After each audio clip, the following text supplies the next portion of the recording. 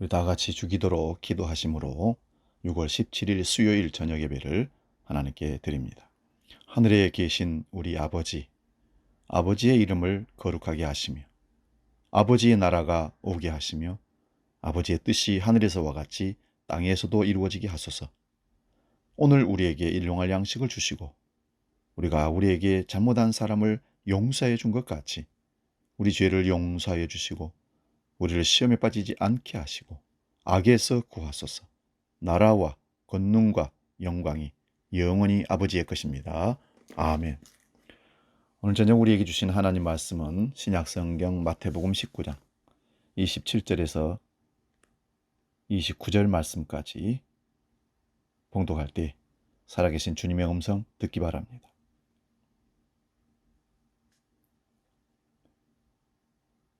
마태복음 19장 27절에서 29절 말씀, 신약성경 32면에 있습니다. 봉독할 때 주님의 음성 듣기 바랍니다.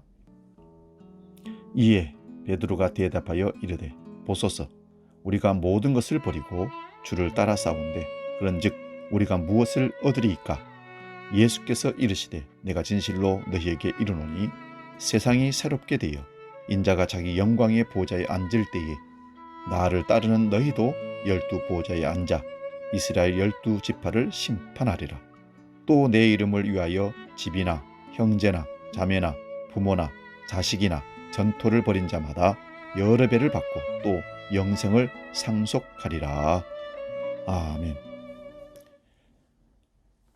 오늘 말씀 가지고 마태복음 강의 121번째, 121번째 강의를 하는데요. 봉독한 말씀으로 우리는 무엇을 얻습니까? 우리가 무엇을 얻습니까? 27절 뒷부분에 보면 베드로가 예수님께 질문을 던지죠. 우리가 무엇을 얻으리까? 지난주에 부자 청년이 예수님께 영광을 얻기 위해서, 영생을 얻기 위해서 무슨 선한 일을 해야 하냐고 질문을 했습니다. 선한 일, 인간의 행위로 천국 가겠다라는 생각이 그 질문을 하게 되는 거죠. 이때 예수님께서 계명을 지키라고 말씀하십니다. 이 청년은 그런 율법을 다 지켰다고 하면서 아직도 무엇이 부족하냐고 물었을 때 예수님은 너의 소유를 팔아서 가난한 자들에게 나눠주고 나를 따르라 하셨습니다. 그런데 이 청년은 자신의 재산, 소유가 많아서 결국 팔지 않고 그 근심하며 예수님을 떠나간 거죠.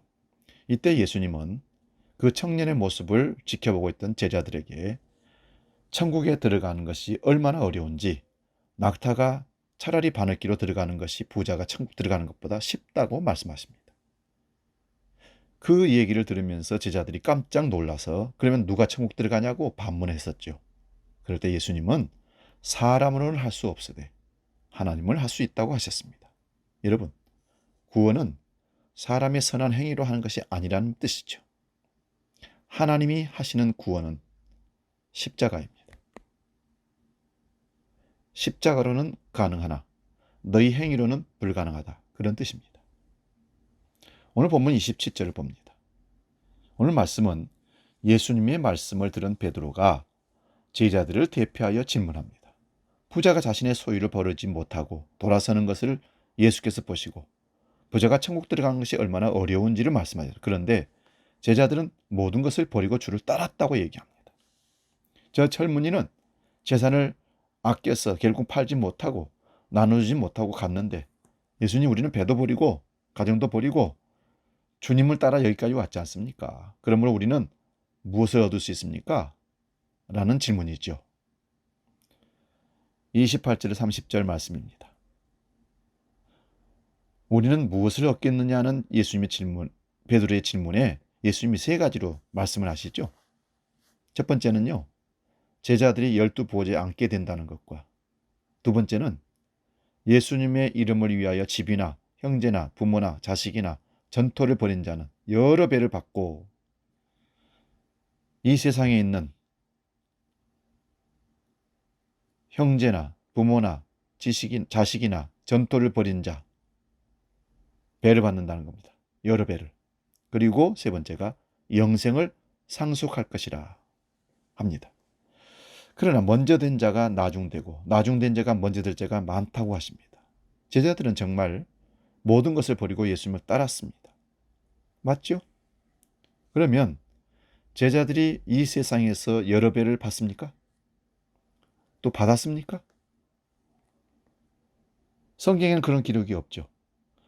영생은 우리 눈에 보이지 않으니 제자들이 이 세상에서 열두 보좌에 앉아서 이스라엘을 다스린 적이 없지요.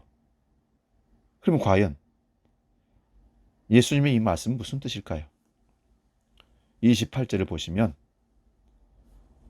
세상이 새롭게 되어 인자가 자기 영광의 보좌에 앉을 때라고 합니다. 세상이 새롭게 되어 인자가 자기 영광의 보좌에 앉았을 때에, 그러므로 이때가 언제인지 우리는 이제 찾아봐야 됩니다. 그런데 문제는 오늘 우리는 예수님을 위하여 무엇을 버린 것이 있습니까? 하나님을 위하여 부모, 자식, 전토를 버린 적이 있느냐 말입니다. 그런데 우리는 이런 것을 버린 것도 없으면서 아주 조금 한 것을 계산하고 있습니다. 그래도 나는 이만큼 했다는 계산이 나온다면 우리는 하나님과 거래를 하고 있는 것입니다. 미국 대통령 트럼프가 쓴 책에 모든 인간은 거래를 잘해야 한다. 그래야 손해보지 않는다는 책 내용이 있습니다. 그래서 부동산을 투기하고 거래를 잘해서 트럼프는 부자가 되고 대통령도 그 권세로 되었습니다. 그래서 그가 결혼 전 계약서를 써야 한다는 것을 재산을 지킨다는 약속으로 써서 문제가 된 거죠. 이혼하게 되면 재산을 어떻게 나누냐는 계약이죠. 그런데 이혼하게 되면 재산을 안 주겠다는 트럼프 부인 멜라니아가 쓴 책 중에 그런 내용이 나와 요즘 뉴스가 되고 있습니다.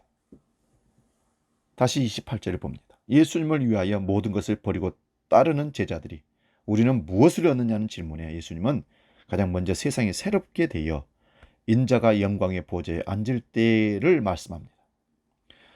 예수님께서 영광의 보좌에 앉으실 때가 언제입니까? 모든 유대인들이나 예수님을 따르는 제자들도 이때를 언제로 보았습니까? 이 땅에 예수님이 왕으로 등극하는 때로 보았습니다. 용상 보좌에 앉는 그때 실제적으로 왕궁을 만들고 실제적으로 왕자를 만들고 보좌를 만들어서 나라를 다스리는 메시아로, 그러므로 예수님은 십자가를 지기 위해 예루살렘을 가시는데 제자들은 예수님이 임금되면 한 자리 얻기 위해서 결국은 거래를 하고 그래서 예수님을 따라간 것입니다. 그러므로 베드로도 이런 질문을 하고 야고보와 요한의 어머니는 예수님께 자신의 두 아들을 예수님의 보좌 우편 좌편에 앉게 해달라고 청탁을 했던 것입니다.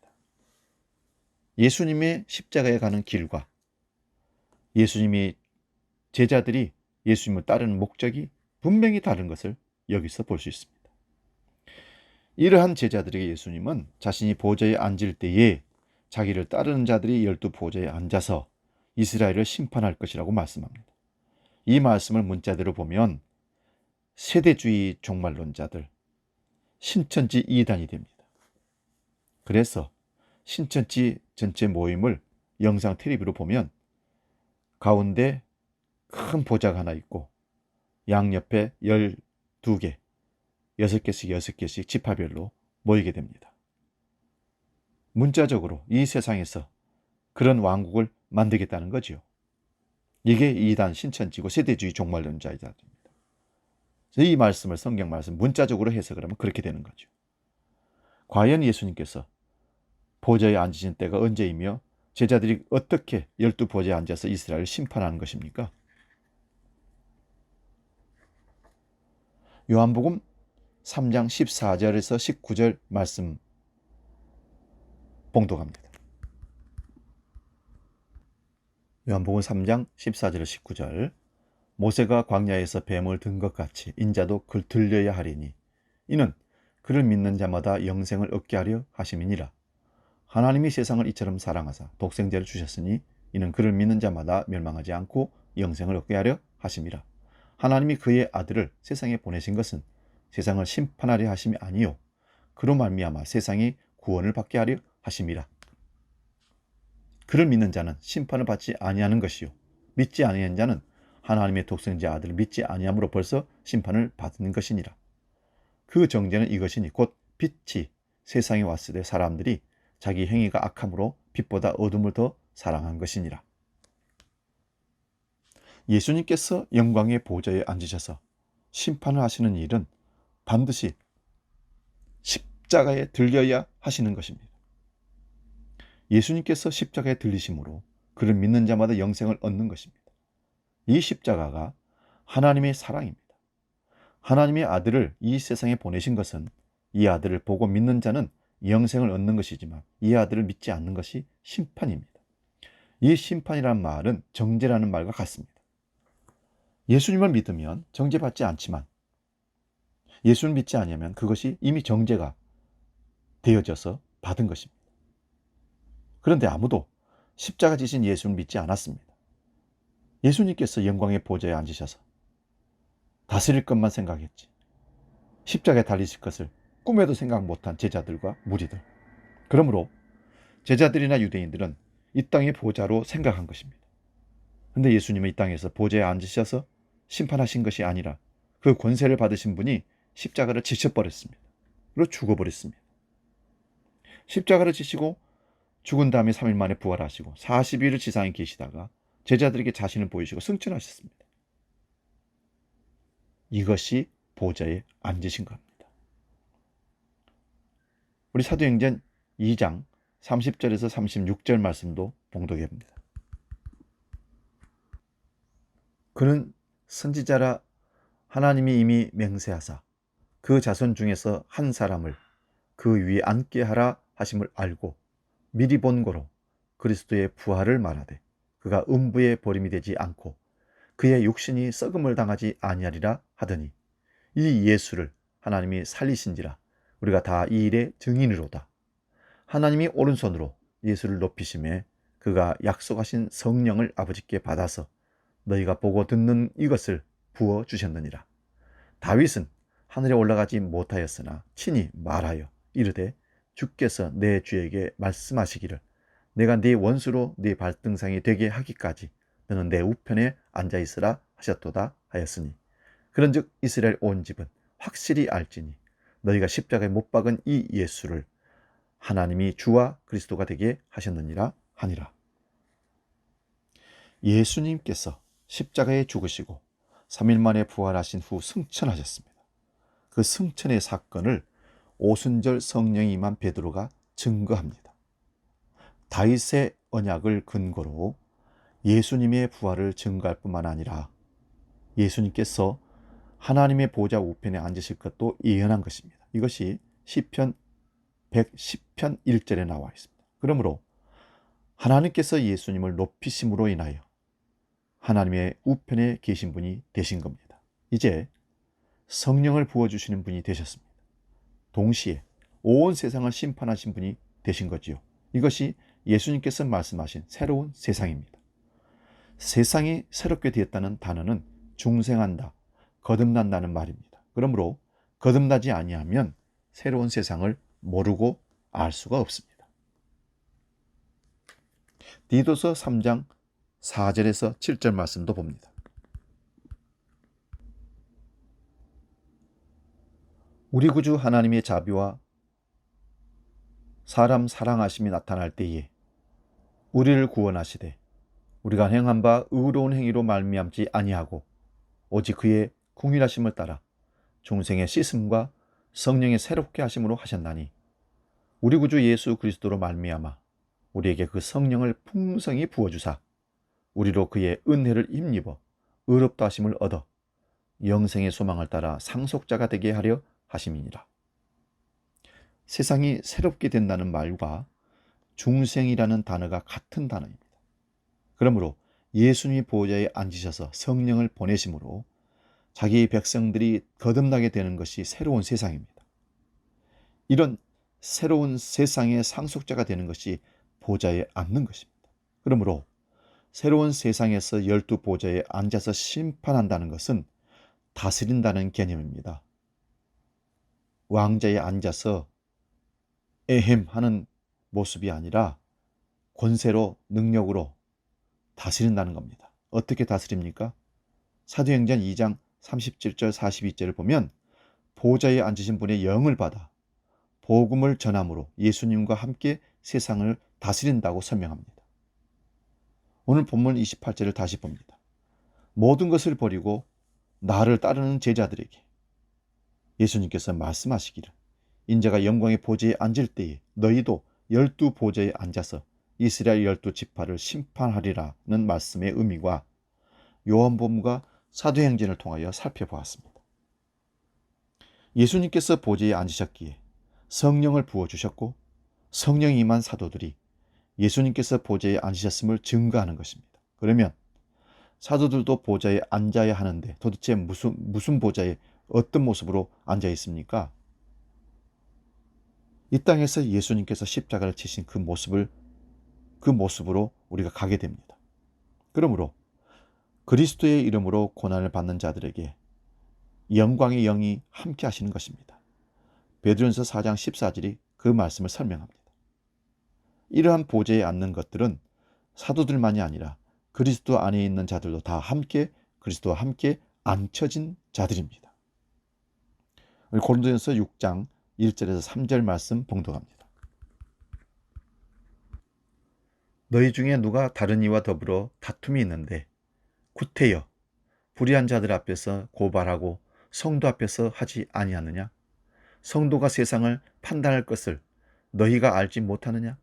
세상도 너희에게 판단을 받겠거든 지극히 작은 일 판단하기를 감당하지 못하겠느냐? 우리가 천사를 판단할 것을 너희가 알지 못하느냐? 그러하거든 하물며 세상 일이랴. 성도가 세상을 판단하고 천사를 판단할 자들입니다. 성도의 지위가 어떠함을 보여주고 있는 말씀입니다. 그런데 성도라는 사람들이 교회 안에서 이해관계의 다툼으로 인해서 세상 법정에 들어가고 책망을 하고 싸우고 교회가 분란이 일어나고 나눠지고 성도가 어떤 자인지를 모르기 때문에 그러는 것입니다. 에베소서 2장 4절에서 6절 보면 허물과 죄로 죽었기에 본질상 진노의 자식이었으며 우리 마음과 육체가 원하는 대로 살아간 우리를 긍휼히 풍성하신 하나님이 우리를 사랑하신 그 사랑이 그리스도와 함께 살리시고 일으키시고 하늘에 앉히셨다고 말씀합니다. 그러므로 성도란 그리스도인이란 하늘의 보좌에 앉아있는 자들입니다. 이것이 새로운 세상에서 보좌에 앉은 자들의 모습입니다. 이들이 왕같은 제사장들의 모습으로 가는 것입니다. 우리 본문을 베드로전서 2장 6절에서 9절 말씀을 찾아서 읽어보겠습니다. 성경에 기록되었을 보라 내가 택한 보배로운 모퉁이 돌을 시온에 두노니 그를 믿는 자는 부끄러움을 당하지 아니하리라 하였으니 그러므로 믿는 너희에게는 보배이나 믿지 아니하는 자에게는 건축자들이 버린 그 돌이 모퉁이의 머릿돌이 되고 또한 부딪히는 돌과 걸려 넘어지게 하는 바위가 되었다 하였느니라. 그들이 말씀을 순종하지 아니하므로 넘어지나니 이는 그들을 이렇게 정하신 것이라. 그러나 너희는 택하신 족속이요 왕같은 제사장들이요 거룩한 나라요 그의 소유가 된 백성이니 이는 너희를 어두운 데서 불러내어 그의 기이한 빛에 들어가게 하신 이의 아름다운 덕을 선포하게 하려 하심이라. 9절 말씀 그러나 너희는 택하신 족속이요 왕같은 제사장들이요 거룩한 나라요 그의 소유된 백성이니. 십자가 지신 예수님이 어떤 사람들에게는 걸려 넘어지는 거침돌이 되고 어떤 사람들에게는 믿음으로 부끄러움을 당하지 않도록 디뎌주는 돌이 됩니다. 그러므로 새롭게 된 세상 곧 예수님이 보좌에 등극하심으로 제자들이나 성도들이 그리스도와 함께 보좌에 앉은 것입니다. 그리고 이스라엘을 심판하신다는 말씀은 사도들이 복음을 전하는 것입니다. 복음을 성령 안에서 전하는 것이죠. 이 복음을 거절하면 심판을 받은 것입니다. 그러므로 성도는 택하신 족속이며 왕 같은 제사장들이며 거룩한 나라이며 그의 소유된 백성들입니다. 그런데 그 왕권을 이 지상에서 행사해야 하는 방식은 대신 희생하는 제사장의 모습으로 나타납니다. 그게 베드로전서 4장 17절 18절 말씀입니다. 제가 봉독합니다. 하나님의 집에서 심판을 시작할 때가 되었나니 만일 우리에게 먼저 하면 하나님의 복음을 순종하지 아니하는 자들의 그 마지막은 어떠하며 또 의인이 겨우 구원을 받으면 경건하지 아니한 자와 죄인은 어디 서리요. 왕 같은 제사장들은 이미 그리스도와 함께 하늘 보좌에 앉혀진 자들입니다. 그러므로 하나님의 집에서 심판을 시작할 때에 심판이 시작되었다는 겁니다. 심판의 기준이 여러분 복음입니다. 그러므로 복음을 전하는 자가 하나님의 보좌에 앉은 자들이기에 이 복음을 받아들이면 그 사람은 심판에 이르지 않고 구원에 이르지만 복음을 배척하면 그것이 심판에 이르는 것입니다. 오늘 본문 29절을 보십시오. 예수님의 이름을 위하여 집이나 형제나 자매나 부모가 자식이나 전토를 벌인 자는 여러 배를 받고 또 영생을 상속한다 합니다. 누가복음은 현세 여러 배를 받았다고 말씀합니다. 이 말씀은 복음을 받아들이는 자들은 새로운 가족이 되기에 여러 배를 받는다는 것입니다. 어느 날 예수님이 미쳤다고 사람들이 예수님의 육신의 가정에 당신의 아들 데려가라는 기별을 보냅니다. 그래서 예수님 어머니 마리아와 그 형제들이 예수님을 찾으러 예수님 거하시는 곳으로 말씀 전하는 곳으로 찾아왔습니다. 찾으러 온 가족에게 예수님은 누가 내 어머니며 누가 내 형제냐고 하시면서 하나님의 뜻을 행하는 자들이 나의 가족이라고 했습니다. 지상에 그리스도의 복음을 받아들인다는 것은 그리스도의 살과 피를 먹고 마심으로 그리스도의 몸이 되는 것입니다. 그러므로 복음을 받아들이면 이 사람들이 새로운 가족이 됩니다. 여러분, 천국에서는 육신적인 세상에 가졌던 가족의 관계가 기억되지 않고 깨집니다. 우리의 새로운 가족은 성령을 통하여 받아들인 복음 안에서 그리스도의 한몸된 지체들, 거듭난 자들, 성도들이 새로운 우리 가족이 되는 겁니다. 사도행전 4장 32절 35절 말씀 봅니다. 믿는 우리가 한 마음과 한 뜻이 되어 모든 물건을 서로 통용하고 자기 재물을 조금이라도 자기 것이라 하는 이가 하나도 없더라. 사도들이 큰 권능으로 주 예수의 부활을 증언하니 우리가 큰 은혜를 받아 그 중에 가난한 사람이 없으니 이는 밭과 집 있는 자는 팔아 그 판 것의 값을 가져다가 사도들의 발 앞에 두매 그들이 각 사람의 필요를 따라 나누어 줍니다. 예수 그리스도를 믿으면 여러분 유대사회에서는 쫓겨납니다. 그런데 예수님을 믿었더니 여러 명의 가족이 생기는 것입니다. 한 마음과 한 뜻이 되어 모든 물건을 서로 통용하고 그리스도 안에서 교회 안에서 그런 일들이 일어났죠. 자기의 재물을 조금이라도 자기 것이라고 주장하는 이가 하나도 없었다고 합니다. 이것이 예수님께서 보좌에 앉으심으로 새로운 세상이 우리 가운데 열린 것입니다. 예수님과 함께 보좌에 앉은 자들의 모습이란 예수님의 살과 피로 한 형제와 자매가 된 자들입니다. 가족끼리는 네 것 내 것이 없어야 합니다. 그렇죠? 그런데 오늘날 가족은 그렇지 않습니다. 트럼프 같은 자는 부부도 결혼하기 전에 계약을 잘 써서 위자료를 많이 안 주기 위해서 재산을 지킵니다. 이게 가족입니까? 오늘 우리는 주 안에서 네 것 내 것 챙깁니까? 다시 한번 우리 가족인지 그리스도 안에 있는 자들인지 천국 백성인지 확인해 보시기 바랍니다. 오늘 본문 30절입니다. 그러나 먼저 된 자로서 나중되고 나중된 자로서 먼저 될 자가 많다고 하십니다. 이 말씀은 지금까지의 말씀의 결론도 되지만 다음 주에 살펴볼 내용의 시작도 됩니다. 그래서 오늘 본문 29절만 읽고 30절을 안 읽었습니다. 제자들이 하나님의 나라에서 누가 크냐 하는 질문으로 시작하여서 여기까지 오늘 말씀이 이르렀습니다. 하나님의 나라는 세상의 나라와 전혀 다른 방식의 나라입니다. 세상의 나라는 권력을 부리는 곳입니다. 낮은 자가 높은 자를 섬기는 나라입니다. 그런데 하나님의 나라는 높은 자가 낮은 자를 섬기는 나라입니다.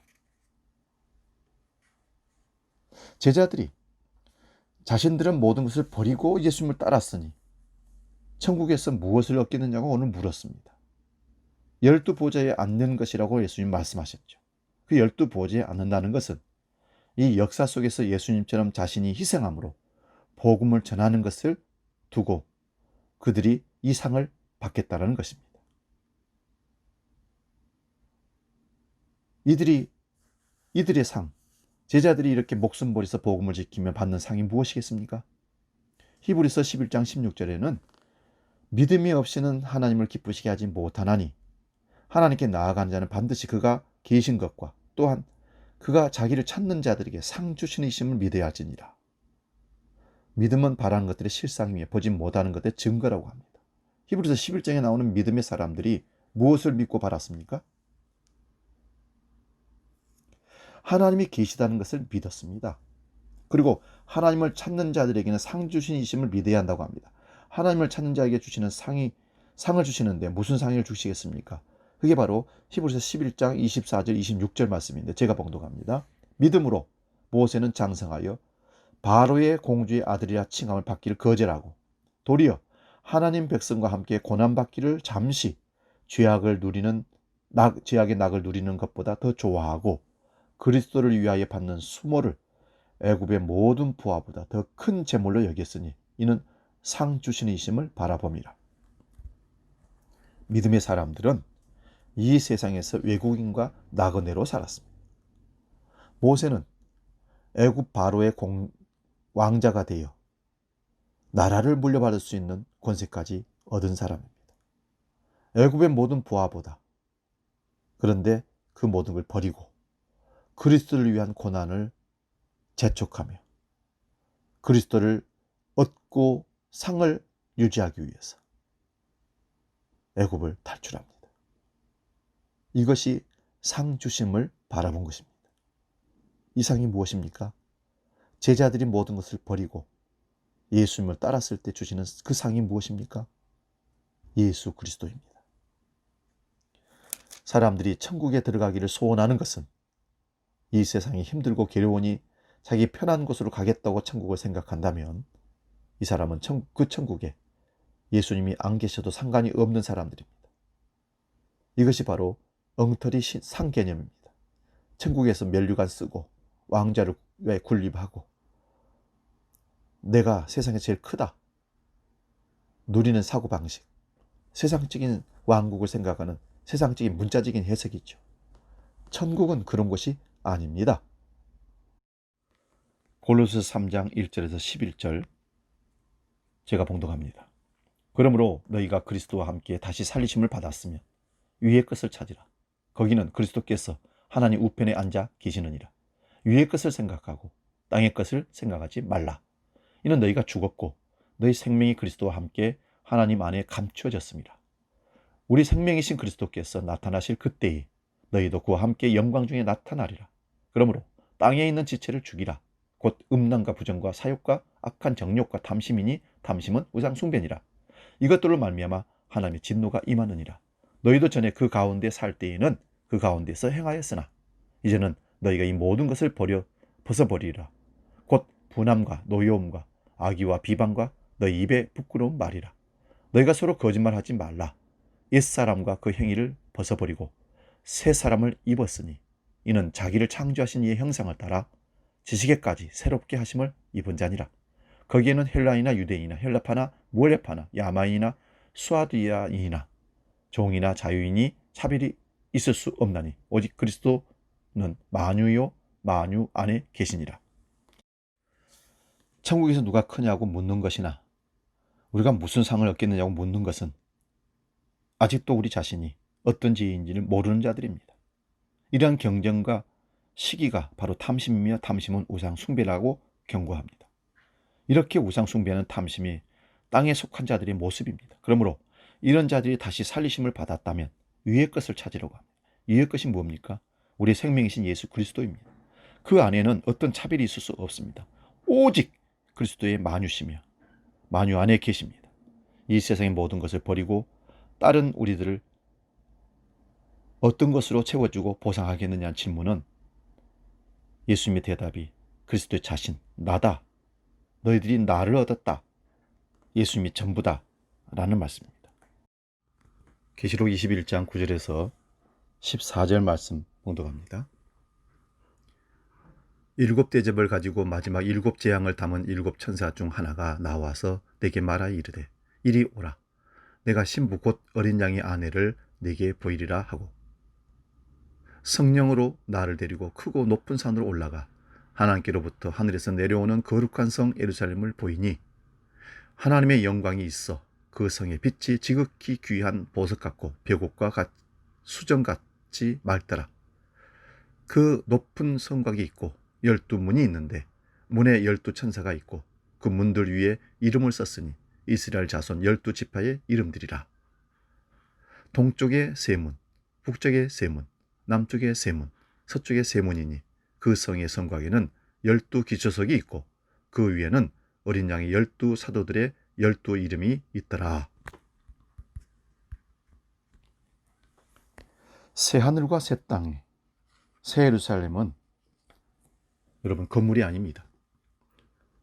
보좌에 앉으신 이와 어린 양이 영원히 함께 거하시는 곳은 건물이 아니라 어린 양의 피로 산 자기 백성들을 새 예루살렘과 새 땅이라고 얘기합니다. 그래서 어린 양의 신부를 보여주신 겁니다. 그러므로 12진주문은 12지파의 이름이며 12기초석은 12사도의 이름이 있습니다. 구약과 신약에 구원받은 모든 자들을 말하는 것입니다. 이들은 어린 양의 피로 사신 자들입니다. 그러므로 예수님께서 12보좌에 앉게 해준다는 것은 새로운 세상인 새하늘과 새 땅에서 어린 양의 피로 구원받은 모든 어린 양의 신부들이 그리스도와 함께 사는 것이 보좌에 앉아 있는 것입니다. 보좌에 계신 이와 어린 양과 함께 사는 것이 보좌에 앉아 있다는 말씀입니다. 이것이 모든 것을 버리고 예수님을 따른 제자들과 우리들에게 주어지는 영원한 상입니다. 만왕의 왕이신 예수님이 신랑이 되시고 그 피로 값주고 산 우리가 신부가 되는 이보다 더 큰 상이 어디 있겠습니까? 세상에 무엇을 주고도 그 예수를, 그 상을 얻을 수 있겠습니까? 오늘 이 말씀이 우리가 무엇을 얻겠습니까? 답은 예수 그리스도를 얻는 것입니다. 기도하겠습니다. 하나님 아버지, 세상 것을 다 얻은들 곧 썩어지고 사라지고 없어질 허망한 것들입니다.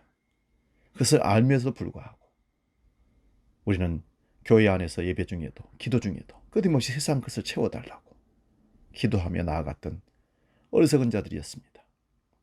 영원히 썩지 아니할 영생, 우리에게 모든 걸 버리고 주를 따랐을 때 주시는 상, 예수 그리스도 전부이신 것을 깨닫게 해주셔서 감사합니다. 예수로 전부로 삼고 일생 주를 위해서 헌신하며 살아가는 상 받는 자의 삶을 살아가는 하나님의 보좌에 앉는 삶을 살아가는 하나님의 사람들 되게 하여 주시옵소서. 이제는 우리 주 예수 그리스도의 은혜와 아버지의 놀라우신 사랑과 성령 하나님이 지키시고 인도하시고 보호하시는 크신 역사가 그리스도가 생애 전부의 상인 것을 알고 가장 큰 보상인 것을 믿고 끝까지 믿음 지켜 승리하기로 약속하는 머리 숙인 수예비에 참석한 모든 권속들 머리 위에 믿음의 백성들 위에 영원히 함께 계시기를 간절히 축원하옵나이다. 아멘.